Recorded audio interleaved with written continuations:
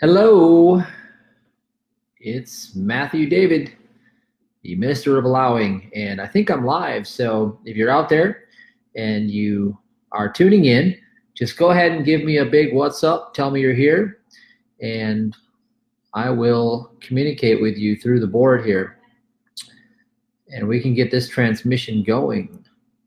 It is Wednesday. It's already Wednesday. I can't believe this. I was just in Florida this past weekend, and it seemed like just yesterday, and all of a sudden now it's Wednesday. Another week's almost gone. All right, we got a hey, someone's shooting out the. Let me see if I can look at the comments, see who's talking to me here. I'll just look on the board where I am live and see what happens. All right, just give me a second. I'm queuing this thing up.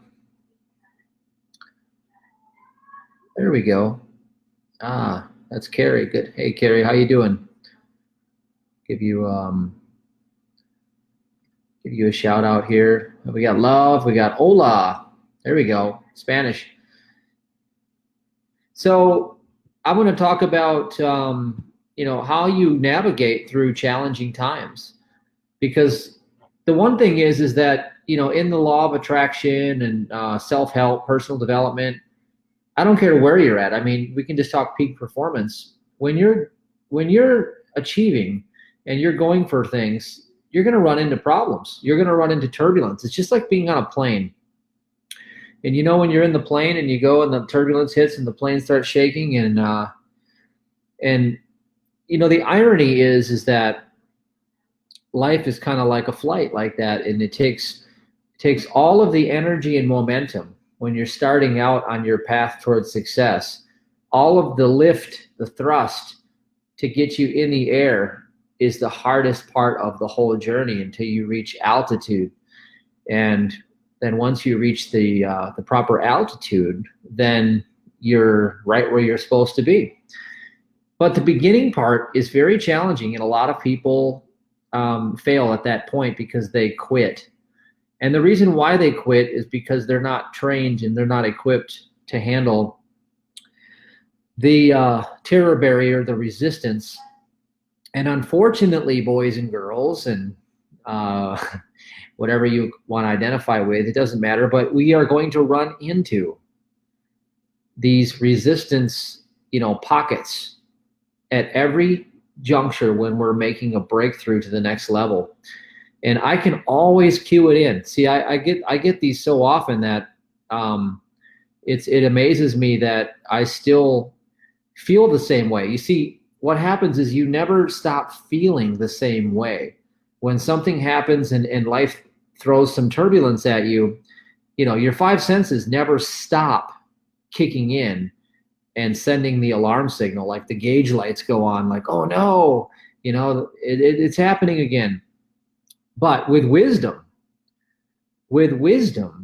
you can override that. And that's what the whole point of being trained is. That's why I do our Spiritual Millionaire Workshop, because this is what you need to know. And this is what everybody should have been taught when they were going to school. If it were real education, people would have been taught how to handle themselves in a real world environment that's not hiding behind, glass walls reading books. That's not the real world. The real world is going live. The real world is going out and facing your fears. The real world is having your butt on the line and responsible for every single action that you take. Good or bad, there is no such thing as good and bad. There is just distinctions that you make about it.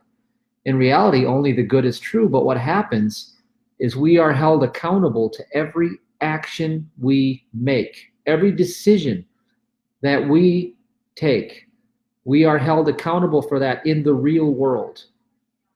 And that's the real educational system. When you leave your four walls where you're safe and secure and everybody is like, oh, good job, you really tried hard.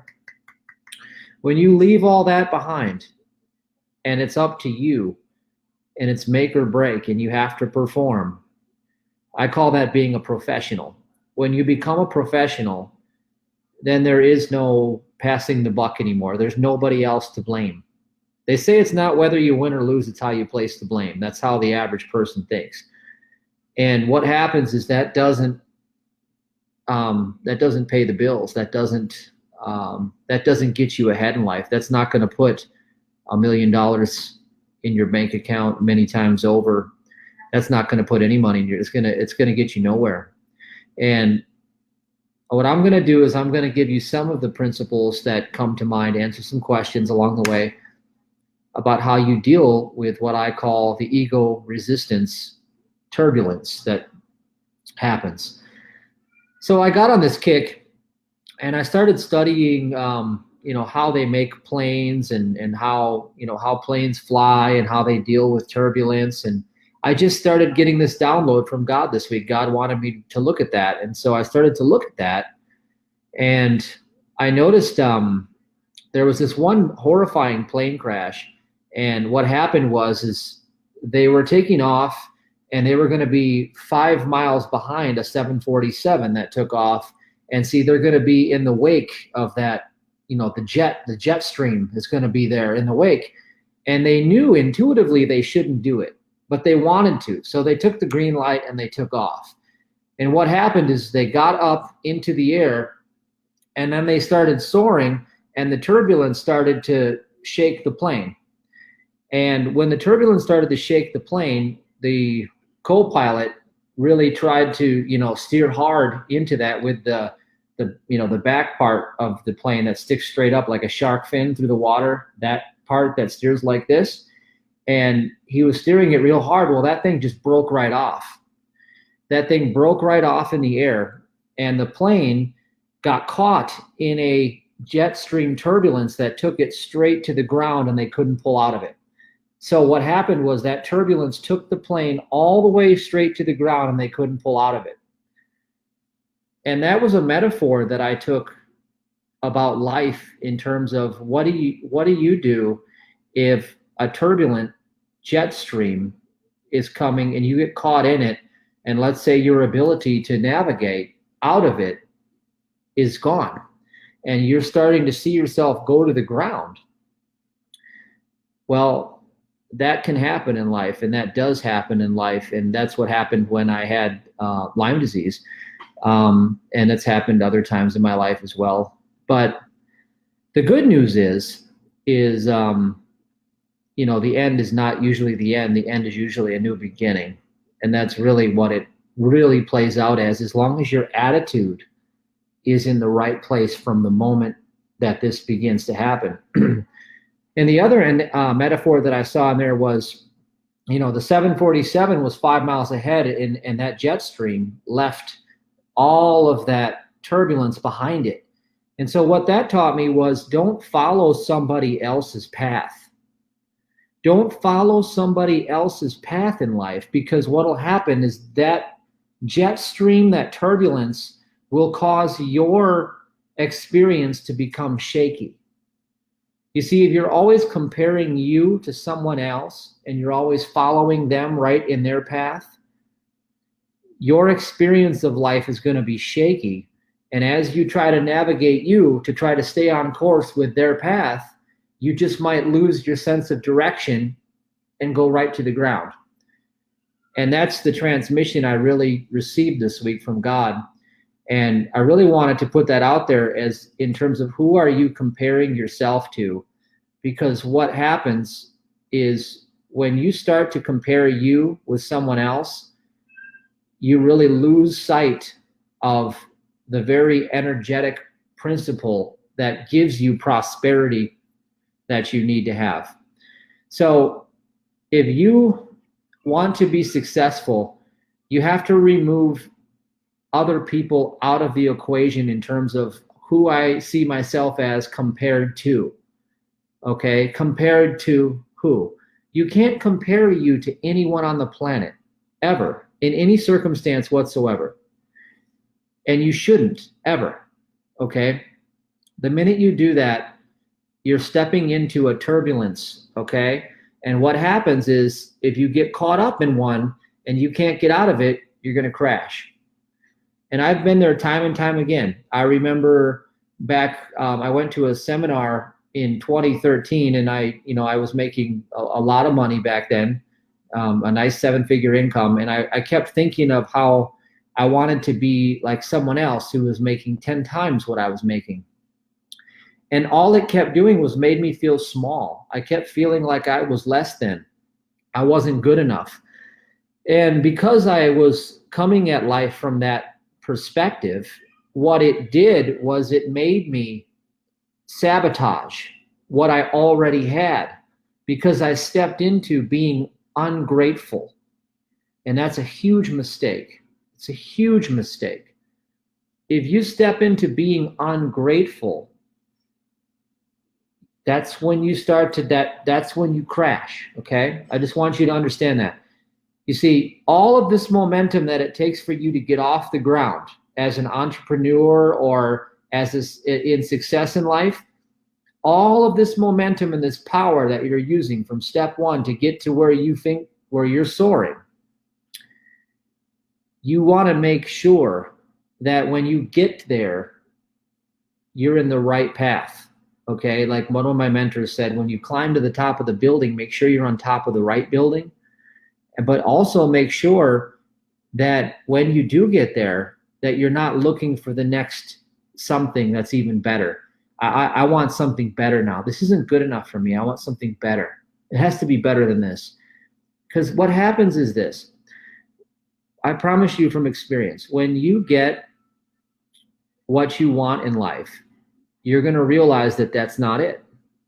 You're going to realize that the money doesn't matter as much as you thought it did. You're going to realize that the 6-pack abs with the veins coming up the stomach, I've had that many times in my life. You're going to realize that nobody really cares except for you. And maybe your partner that you're sleeping with or whatever, but nobody really cares. In fact, it becomes its own God in your life if you have to surrender all of your desires to accommodate it, which is what happened when I used to bodybuild. And so I had to always, count every gram of food and every salt, and all of the macros had to be on point. And you end up living in this prison that you created, and really your body puts you in that prison. And then you say, well, God, I'm a slave to this body of mine. And then it's easy to become ungrateful real quick and to go right back down and crash. That's what happened when I bodybuilt, and I ended up developing an eating disorder when I was 19. So from 19 through 24, almost 25 is when it officially ended. 5.5 years I had anorexia, bulimia, and night eating syndrome. And I raised my consciousness finally at the end, and I overcame them completely. In the twinkling of an eye, I got rid of the whole thing. The whole house of cards collapsed. But for 5.5 years, I lived in that prison of what that body did. And that, it is idolatry. So here, let's look at these questions. When you get what you want in life, only you care, can be idolatrous, prison crash. That's true. It is true. And here's the, be grateful to the now. Exactly. So you really want to keep things in perspective. Look, you can see I haven't shaved in days, and I got like little gray whiskers coming in. And so sometimes when I look in the mirror, I say, Matthew, when did you get old? Because it doesn't register, because I'm eternally childlike in my spirit. But when I look in the mirror and I see these grays, I say, holy man, like what happened? And it is what it is, right? See, this experience in the temporal, in the finite, in the physical is not real. It passes with time, because time and it coincide with illusion. And that is the illusion of life. And so if you're chasing the illusions of life, there's going to be a lot of turbulence in your jet stream. You're going to really have a lot of problems. Even when you get to where you want to be, it's going to hurt. It's going to be never good enough. It's always going to be, I made my first million, but now I'm poor, because real millionaires are $100 million and up. And then you get to the 100 million, and I can't attest to the 100 million. I've never got to the 100 million yet. And I might not, I don't really care. But if I get to the 100 million, I know that I'm not going to compare myself to the guy that has 10 billion, because then I instantly become unhappy all over again. And then I instantly become miserable. And so what they found is in certain areas of the world, they did studies and they found that once the average American, achieves $70,000-$80,000 a year, their desire to earn more money usually stops because their basic needs are met. And then they found that the additional money that they earn on top of that doesn't really add any more happiness to their life. So once their basic needs are met, and once they're out of survival and they're into that level of comfort, they really don't get any happier when they have more. And I can attest to that, because there's many times when I've had lots and lots and lots more, to the point where most people would say, wow, like you should be so happy.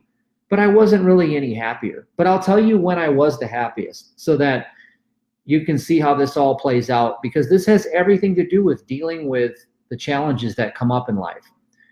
So they did studies also in other parts of the world where some of the people who are the poorest, financially speaking, are some of the happiest. And I'm not here to advocate poverty. I'm not a believer in poverty.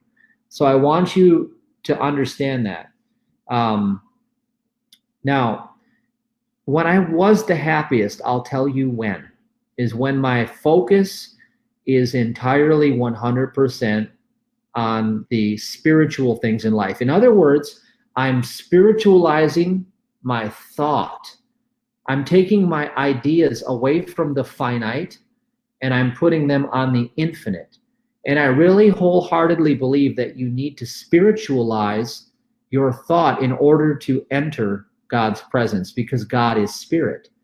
So we have to meet God at the level where we can make that divine connection. And anything that falls short of that is not going to bring happiness. Hey guys, my name is Liz and I am one of Matthew David's coaching clients, and I want to tell you today about an experience I had this weekend with him. So he taught me the self-entrainment technique. And guys, seriously, pay attention. Raise your hand if you've read all the self-help books. Raise your hand if you've watched all the YouTube videos. Raise your hand if you've done affirmations until you're blue in the face.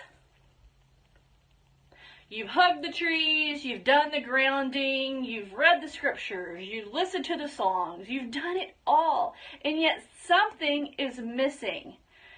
Guys, this technique, I feel like it has been the missing puzzle piece that I have been looking for. Energy is everything. Energy is everything. And so sometimes I would find myself in a place of low energy, and that would last for days, weeks, and sometimes even months. And you know that when you're in a low energy level, nothing works. Nothing works. So using this technique, I'm so excited. It teaches you how to take yourself from a low energy level to your optimal energy level within a matter of minutes. Minutes, not days, not weeks, not months, minutes. Cut. Get it over with. Seriously. This is like, I just cannot thank Matthew David enough for sharing this with me. And I beg you to pay attention, because guys, this will change your life. I'm new to this. It's only been a couple of days. I couldn't be more excited. I've seen such dramatic results already. So pay attention. It's not going to bring lasting happiness. It'll bring ego happiness, and it's okay to have an ego. We're on the earth plane. We need an ego on the earth so we don't become totally disillusioned and live, in our own fairy tale.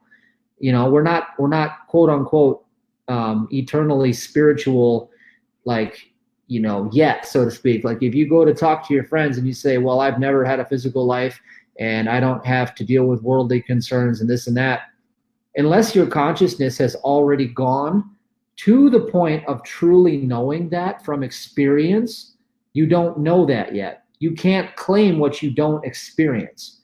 So when it's just an intellectual understanding, you don't have the knowledge to proclaim that that's the truth for you yet.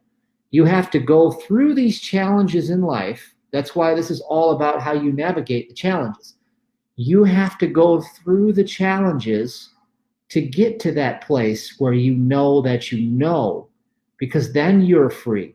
You only get free when you've gone through the refinement process. And that's why we have the contrast. And that's why, it said God created all. And people say, well, if God created all and God is good, then why would God create, the lying and deceitful five senses in the mind and all this and this, right? Well, everything is here to serve God. And so if the lying and deceitful five senses and all the turbulence gets you to the place of that knowledge, then it in fact is a good thing and it served God. I want you to let that sink in. So this is really all about having wisdom. Wisdom that can be your companion, that can help you sustain during the times of trials. Because what happens is when you're going through a trial, I want you to know that you're not going through something, you're going to something. You're not going through the fire, you're going to the other side of you, where you are expanded. See, what you're doing is it's the same thing you would do if you went to boot camp to get trained so you could become a better, more elite soldier, whatever you want to call it. Because you go and then they break you down. They break you down in order so that they can build you up stronger. Well, that's what happens when you're going through something in life. And the way to go through it is to be fully present to the present. And when you're in the presence of the God force, the God power, whatever you want to call it, the stillness, the space, you receive divine revelation in that moment. And you see what it takes in order for you to quicken the experience of the trial that you're in. You see, it's really just a lesson that you're learning with yourself. The reality is it's all between you and you. You project the world consciousness that you live in. So it's between you and you. So whatever you're going through, you're going to an expanded version of yourself. And what it takes to burst the bubble of pain and suffering is divine revelation. So what is divine revelation? Divine revelation is when God gives you knowing, intuitive understanding from within that comes from a place beyond the five sense ego mind and brings with it transformation. Divine revelation brings with it transformation. The example I told you is 5.5 years. I had 2 eating disorders that were so awful. And you see, every day I lived in the mind and I kept writing out my list of how I was going to have the perfect eating day and how I was going to be so strict. Failed over and over for 5 years. And I read hundreds of books and nothing worked. And finally, I became conscious. And I did it by listening to Sutras. I was listening to Deepak Chopra's Everyday Immortality. Listening to Sutras that bring you to the present. You see, if I can come to the presence, I can become pure awareness itself. And that pure awareness in a moment gave me a divine revelation on the very last night that I had to go through that eating disorder. And as I observed the phenomena, the action I took, I released all of my judgment. I said, hey, this is just an action.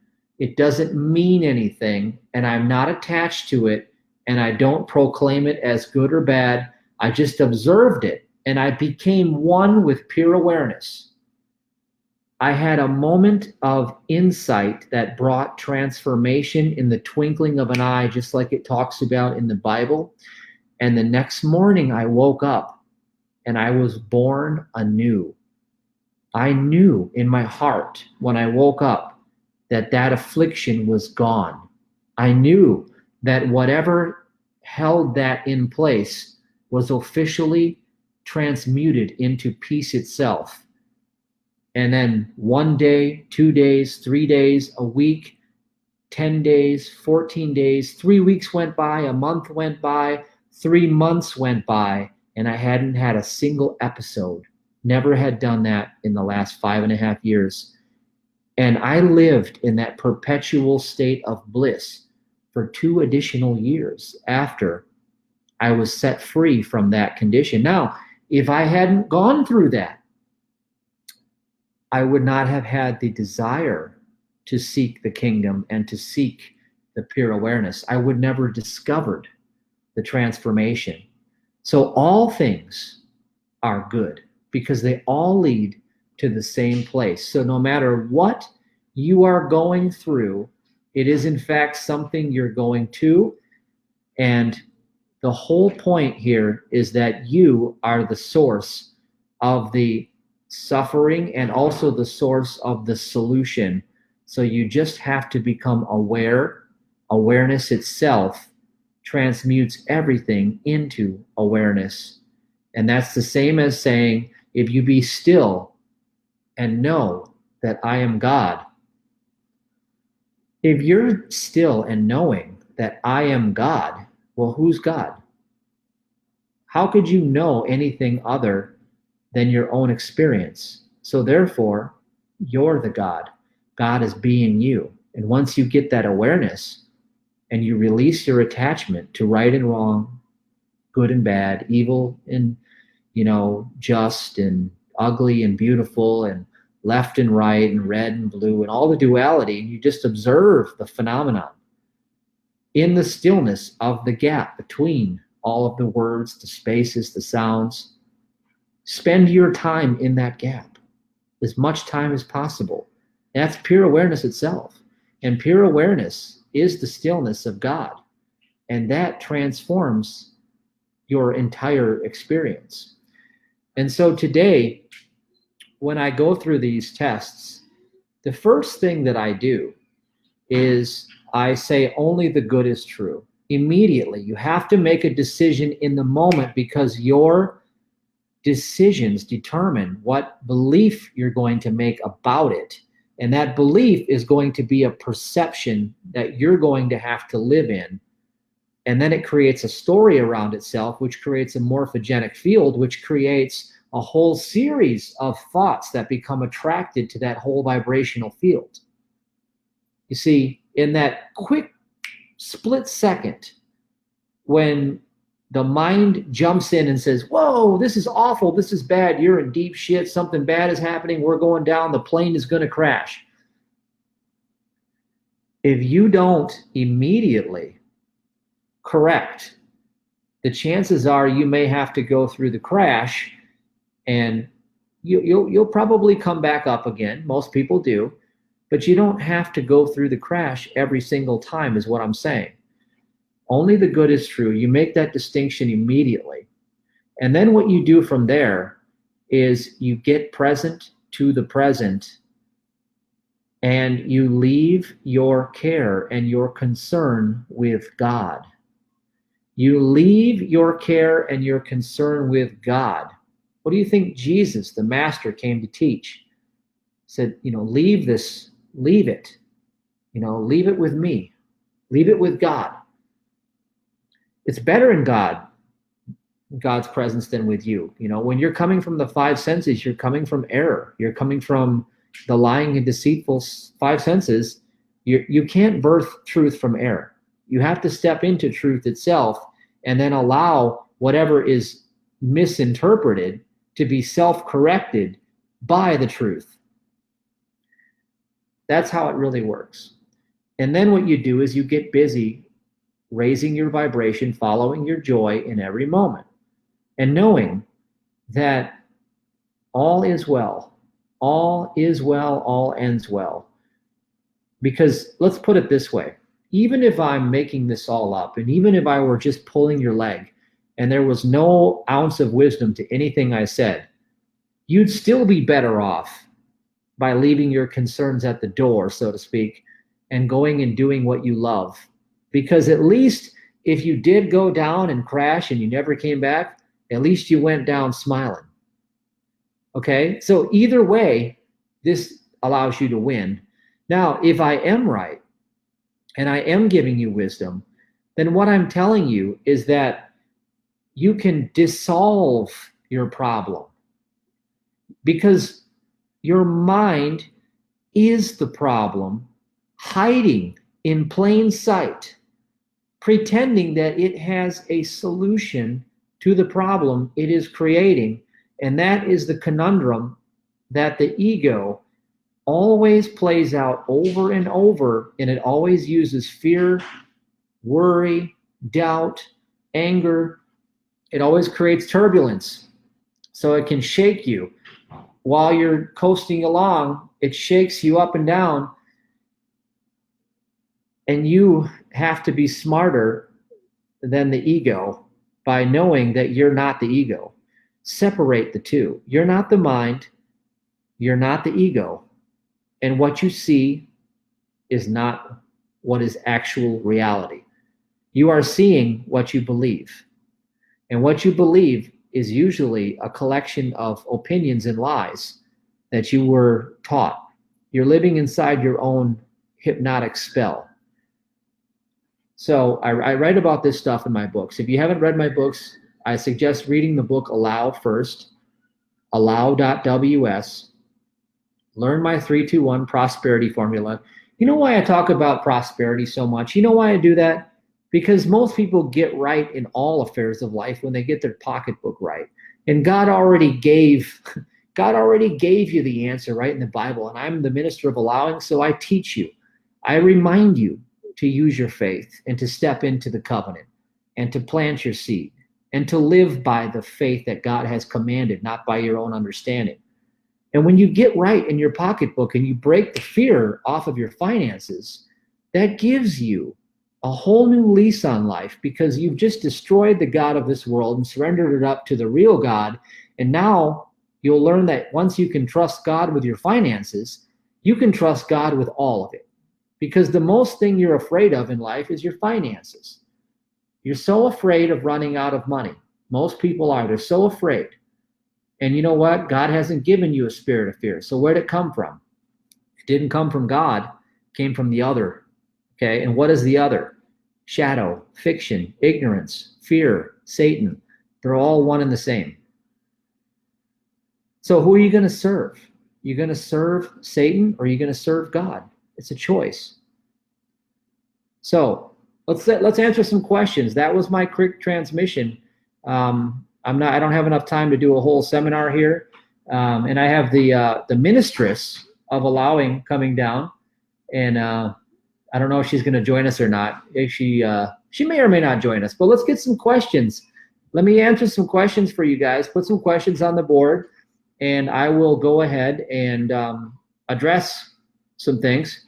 You know, talk about some things that you're going through or something that you want to talk about. I can't put your books down. Good. I like to read my own books too, but not as much as I like to be present to the present, because that's where all that material comes from. I get all my material by being present to the present, and God gives me these insights. So fear, false, ego appearing real. That's good. God is your source. That's right. God is absolutely your source. I got a lot of things here. What's this one? Mind is the problem, hiding in plain sight. Beautiful wisdom. Only the good is true, not the mind. Yay to the ministress. Somebody wants the ministress here. I don't know if she can do this tonight, because you know what? Okay. If you guys want this, I want you to type a Y on the screen. And what I'll do is I'm going to go up and I'm going to go handle my little one up here that's demanding for mom's attention. I'll go up and manage that. You guys want the ministress, just put a Y on the board. And you know what? You guys should get her, because she can tell you from the other side of the story how to go through things. So let's do that. Yep, I'm getting the Ys. All right, guys. You guys are like, get out of here, Matt. We've seen a half an hour of you. All right. It's been a pleasure, you guys. I'm going to let the ministress take over. and she'll close it out for you, and she'll answer your questions. You want to know why she's qualified to answer your questions? Nobody's heard me talk more than her. In fact, she's heard it so much that she probably can't listen to it as much as she would like to anymore. So she's going to give it to you. She's going to give you the answers.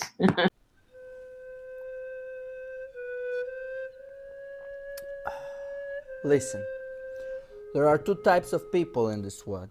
People who believe they can and people who believe they can't. I'm pretty sure you already know who I am. You see this, McCain. This is my secret. You know, probably you never heard of it because you are swinging around your local coffee shop and congregate with the sheep. Bah, bah. What's wrong with you anyway? So what you waiting for? Go on MOCAINE.com and little Tony will ship you some little baggies, risk-free, to try out. You should be killing it. You should be living like me. You should be living like me. But you ain't, right? You're missing this. This is the secret. This is the fuel to complete your mission. I'm putting powder all over the streets. I don't want to hear any more excuses, okay? You work for me now. I want you to be my customer. Go on MOCAINE.com and do the McCain Miracle Morning. I'm not gonna ask you again.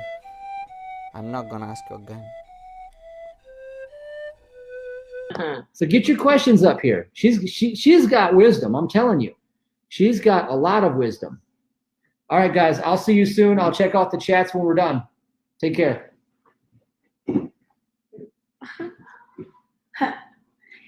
Hey, guys. Not guys. I don't always like to be referred to as a guy. So, hey, everybody, or hey, y'all.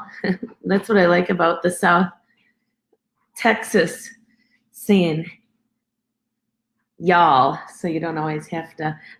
This was impromptu. So I had been juggling the little people. And I know he had the topic tonight, which was my idea of, let's see, with regards to how to stay in the faith while you're going through the turbulence. Because, and I have to be honest with you, I wasn't present, like he said. I was up there juggling little people, and so any questions that you have, and those of you who know me know that I've been, everything that Matthew tells you about that he's gone through in his life, I was right there with him. Let's see. You're not only changing my life, but also my daughter's, because I repeat everything that I'm learning to them. Oh, that's awesome. I put that on there. I'm not sure how to do this quite yet. So let's see. Sometimes I feel as though I'm in the moment, but sometimes my anxiety causes me to split for a minute. How do you fight that? You know what? I'm going to tell you what I told Matthew, and I've been really good help for him with anxiety, and that has to do with you don't fight it, and that's the key. When anxiety jumps in, that's the head game. And when you feel the anxiety setting in, the advice that I'd given to Matthew when he first started suffering with the panic attacks and anxiety was to look for it, expect it, and be okay with it. And then when it does come on, ask for more of it and find peace within it and recognize the good in it, because with something that you can have that's perceived as so bad, although in the moment when you're having an anxiety attack, it's debilitating and it's tricking your mind, and you have to recognize how brilliant and beautiful your mind is, because it's tricking you into thinking that you're dying. And in that moment, as opposed to fighting it, be grateful for how brilliant your body is and your mind is, because it knows you so well. It knows exactly how to trick you, and find peace with it. So recognize that if that's something that happens often in the day as you go about your life and you're in the present moment, be okay with it showing its face and say, okay, I know you, as it shows itself, and be okay and find the Zen in it. And then in your own mind, find what good could possibly be coming of this, because there's good in it. There's only good in it. And the good in it might be, you might say in the aha moment of like, oh, you know what? As I'm recognizing there's a common theme of when I have an anxiety attack, and it's right when I go down this certain street, or when I'm about to partake in a certain activity, or I'm about to see a certain somebody, and maybe that's God or your own inner self recognizing that that isn't necessary. So it could be a sign that you're supposed to be making a change. So I don't know if that helps at all. Let's see. How do you stay in the faith when others challenge your faith and they doubt you? Well, I would say to not give them your power. It's okay for it. Recognize where the message is coming from. To not let don't give away your power to somebody who, where do they fall? Like, how do you see them? If you look up to them and they are somebody you aspire to be like, or if there's somebody you admire quite a bit, then maybe you could pay attention to what is it why are they challenging it? But if it's somebody that you're like, well, they don't have a pot to piss in, or they're not somebody that I really respect all that much, but I've given them my power because maybe they fall in line. I don't know who this person is for you in your life, but for some people it might be their father or mother or something of that sort. So you've always given them your respect and honor, but to take it with a grain of salt. That to be okay with who they're showing themselves that they think of you as, but that's how they're going to think. That's not who you need to change into being, just to be okay with them being okay with you, because is them being okay with you going to allow you to be more of who you are, or is it dropping yourself down to their level? So let's see. I would say just ho'oponopono them. I'd pray for them. Just recognize that hurt people, and if they're coming from a place where they'd like to rather bring you down to their level, just pray for them and recognize that that they could be very well just reacting from their own pain. So let's see. Anxiety is from the enemy. Yeah, I agree. Welcome. Tell it you want more. Yeah, tell it you want more. Ask for more of the, let's see. Sometimes I feel as though I'm in the moment. Oops, I saw that one away. Which mantra do you consider the best for disrupting the 666 and manifesting success and prosperity? Which mantra do you consider to be the best as far as disrupting the 666 and manifesting success and prosperity? I like Shrim Brzee. And Shrim Brzee, if you've not looked that up with the Palai, I do that one often. But then also the 432 Hertz. That isn't a mantra, but with regards to a mantra, if you're looking for something that's already set in motion, I can double check with, I know Matthew's a big advocate of the Shrim Brzee, but Any other one, you could very well make up your own mantra. And because the 666 is, you know, separating yourself with the 6 degrees. So one thing that I like to share with people, and some of them might be watching right now, is to, first of all, start to recognize when you're utilizing any of the 666 words, which is who, what, where, when, why, and how.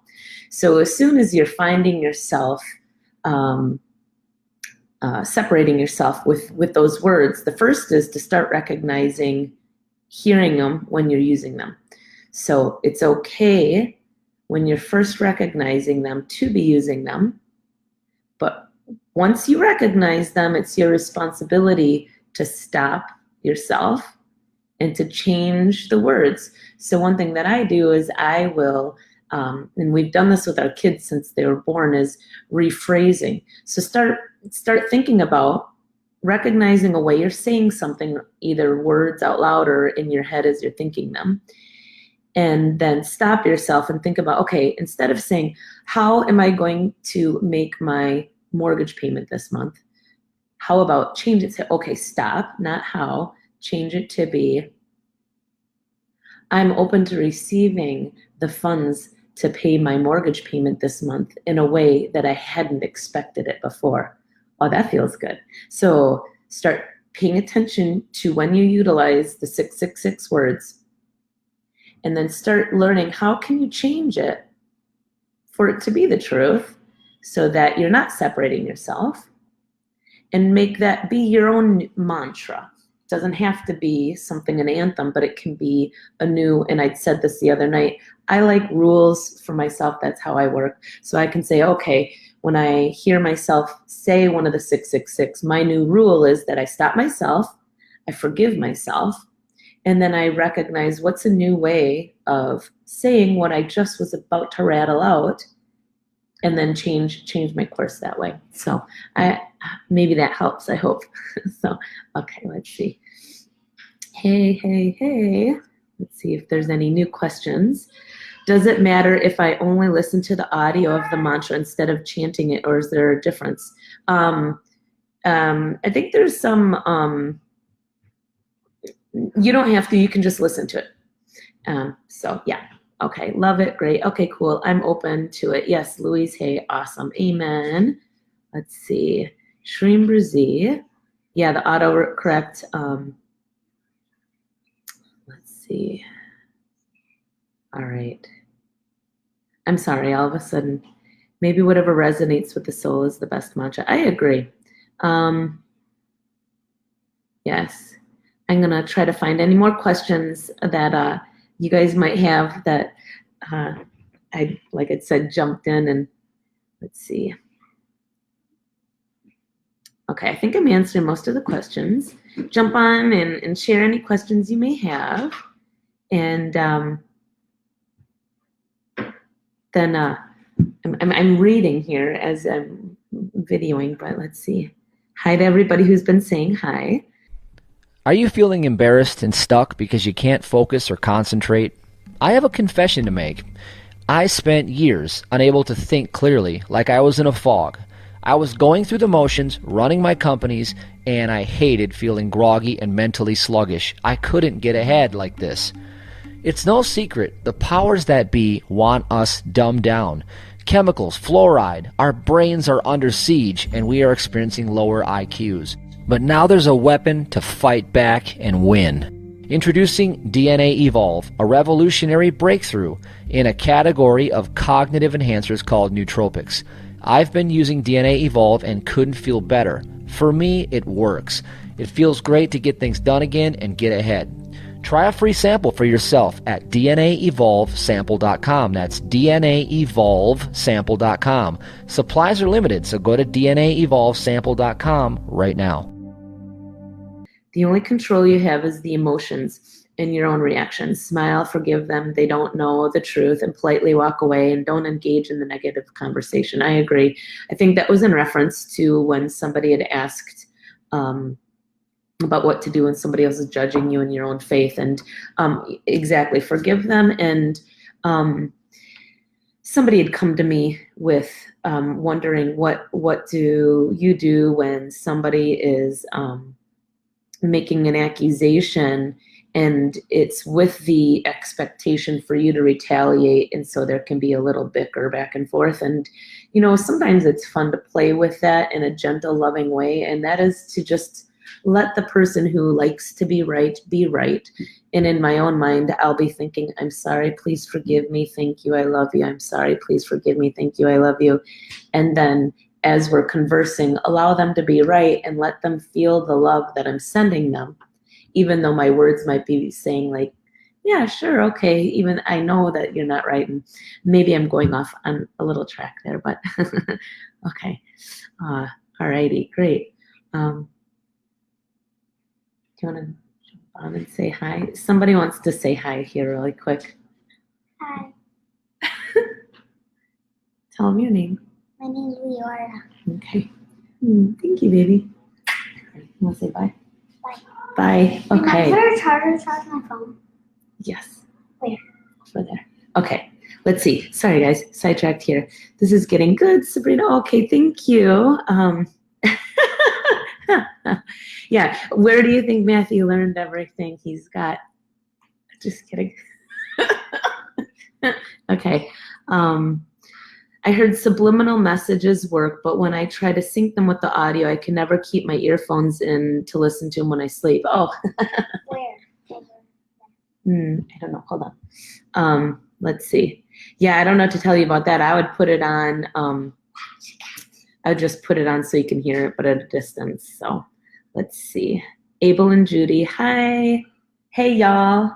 All right. I think I've gotten to all the questions. If you have any more questions, okay, Sabrina, how do you deal with your victories and how do you celebrate? Oh, I get giddy. I celebrate. I will splurge with something usually sweet. I do cheat when it comes to the keto way of life, but so how do I celebrate? I definitely make it a big deal. So I'm not sure what sort of victories, if you want to give me an example, but I'm a very flamboyant type of person. When it's my birthday, every human will know. I don't care what age I'm ever turning, people will know. And when I'm excited about something, everybody will know. So if that answers your question about what you'd asked, but if there was anything specific, like, so if you had a victory that you were like, if it was an itty bitty victory that in your shy or something of that sort, I feel the most love when I share with others, and then when they laugh and smile, and I can feel the radiating love. So that's how I celebrate victories. But somebody else might be different and might not. Let's see. Get sleep headphones. Oh, let's see. Oh yeah, I agree. Okay, cheat, but yeah, Mini Matthew. That's you, Lily. Thank you, guys. Oh, thank you. This may sound weird. Is there a way to send a telepathic message to someone if you want them to communicate with you? If you want them to communicate with you, well, of course. And one thing you can do is you can write. You could write their angels a letter. I don't know how many times I've thought of people, or it happens every day. It happens every single day without fail or exception. I'll either think about somebody or I'll have had thought of them, and then they'll give me a call. And I think telepathic message could be just ho'oponopono, loving them. If you want them to know something, you can write their angels a letter also and let them know, like, hey, to the angels of so-and-so, I just want them to know that I truly love and care about them, and I'm hoping that they're finding their true path, or whatever message you might like for them. But I think, this is what I feel, is that the largest message that you could be conveying is your confidence in knowing that they hear you. So it doesn't matter how you go about it, you could go all these different ways. Ho'oponopono, you could pray to them, or you could talk to them, pray to them, write a letter to their angels, or just simply having the confidence in knowing and trusting that they hear you is going to be way more powerful than any method, maybe. Okay, that's what I say. Where's Daddy? Okay, we figured that. Okay, let's Sabrina, how do I feel? I'm addicted. Oh, I'm funny. Oh, thanks. Okay, let's see. Oh, Lyure. Okay, let's see. I'm seeing if I am missing any messages. Yes, I like that. How do I stay focused? Oh boy. Oh, thank you. I have to be honest with you. If I were to write down the things that I'm really good at and the things that I maybe am not as good at, I'd say staying focused is like, I'm not going to claim how do I stay focused is the things that I'm focused on are going to be the ones that have to take the priority right in that moment. And I stay focused under pressure. That's an honest confession there. If we were doing a confessional, I'm going to be honest with you. I may not be the most focused person, and I don't know why. Like, I generally have something asking for my attention, and I'm very good at giving a lot of things a lot of my attention, but narrow down focus, that's where Matthew is the master. It smells like your Keo ice cream. Oh, thank you. Okay. Thank you. Okay, let's see. Aw, very sweet. You are so embodying the divine feminine, Sabrina. Oh, you're so kind. And the great advice. I'm glad you like it. This is impromptu. Aw, thank you. Okay. For a guy, how do you balance the feminine and masculine energy and manifesting your goals? Are you coming? I don't see your name, so I don't know who you are. But are you coming in November? That's something Matthew specifically teaches on. And to ask someone about masculine and feminine, Matthew is the pro for a male on giving advice there, but something that we train on. And have you watched his videos? He goes into it quite in depth. And Matthew is the master of a male embodying the feminine and the masculine creativity manifesting properties. So I would have to hand the baton off to him and encourage you to come to the weekend. If you're not familiar with it, you can put a question in here and I can reply back to you later. But you can also reach out directly, but check out his ABC break process. If you haven't read his books, read his books there. But on how to master that, I would encourage you to come and get trained by him hands-on because, yeah. Oh, well, hey, Tyree, you're coming, so you're cool. Don't worry. You come and, okay. You and your family is amazing. Aw, thank you. I'm so happy that I discovered you guys. Well, I'm so glad that you're here. I'm glad that, I'm glad that everything's been blossoming into this way because although this is really fun and I love the monologue and I love that we're kind of conversing back and forth, I will tell you the biggest amount of love I have is when I get to give you a big hug and we meet in person, and the workshops are just this is love, and I love this so much, but I also love the physical connecting because that in this day and age we're so disconnected by technology, and it's a beautiful thing for us all to connect because we're from all over the world right now connecting, and at the same time we're not physically connecting, and our physical bodies are requiring that. And that's where like the safe touch, if you haven't learned that technique, it's very powerful. It helps during this technology age that we're living in. So all right, any last minute questions?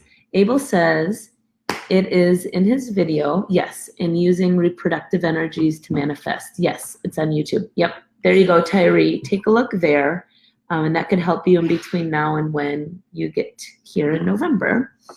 Any more questions before I sign off? Because I have a very demanding little person here.